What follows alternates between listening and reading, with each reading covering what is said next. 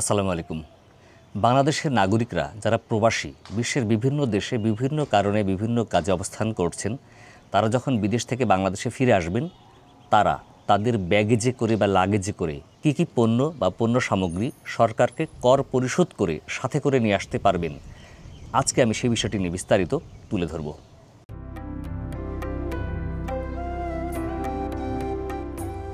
বাংলাদেশের নাগরিক যারা বিশ্বের বিভিন্ন দেশে অবস্থান করছেন, তারা কিন্তু বাংলাদেশের জন্য প্রবাসী।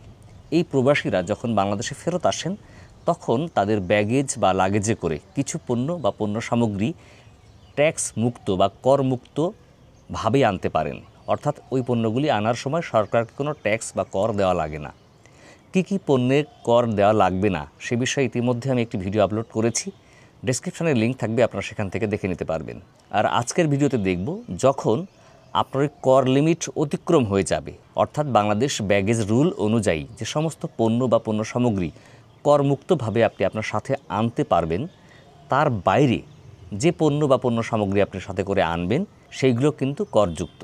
অর্থাৎ আপনাকে বাংলাদেশের কাস্টমস পার হওয়ার সময় কর পরিশোধ করে তারপরে ওই পণ্য বা পণ্য সামগ্রীগুলো আপনাকে বাংলাদেশে নিয়ে আসতে হবে। তো এই বিষয়ে বাংলাদেশ কাস্টমস কর্তৃক প্রকাশিত ব্যাগেজ রুলস অনুযায়ী কিছু নির্দেশনা দেওয়া আছে এবং কোন পণ্য কতটি আপনি কর দিয়ে নিয়ে আসতে পারবেন সেই বিষয়টি আমরা এখন এই ব্যাগেজ রুলস থেকে দেখে নেব।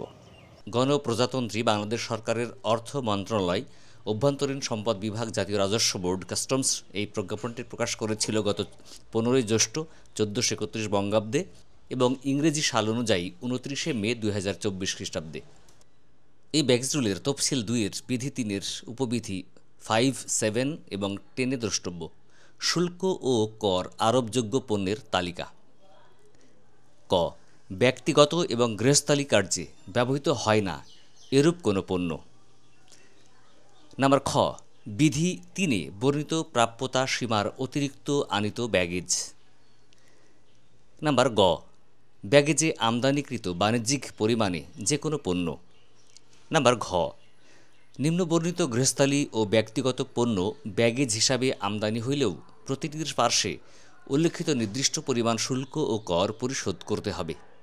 তার মধ্যে একে বলা হচ্ছে প্লাজমা, এলসিডি, টিএফটি, এলইডি ও এর অনুরূপ প্রযুক্তির টেলিভিশন।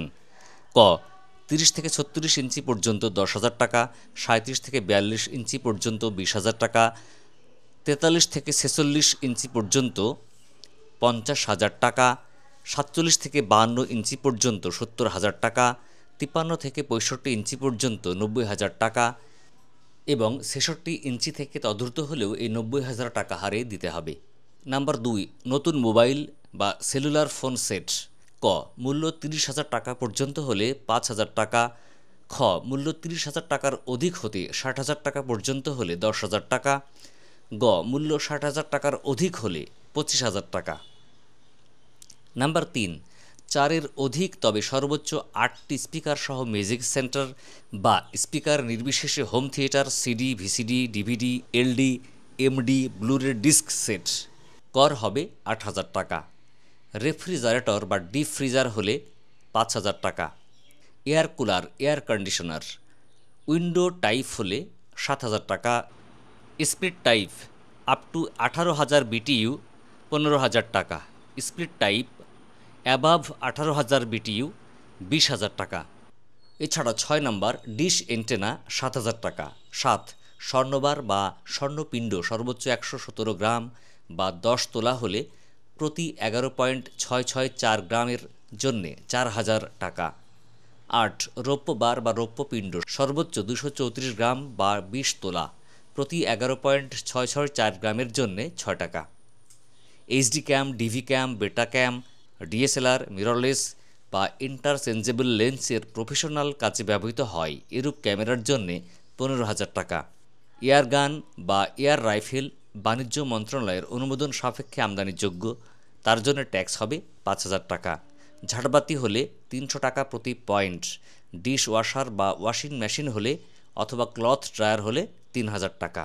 তো বন্ধুরা, আজকে এই পর্যন্ত, দেখা হবে পরবর্তীতে আবার অন্য কোনো গুরুত্বপূর্ণ বিষয় নিয়ে। ততদিন ভালো থাকবেন।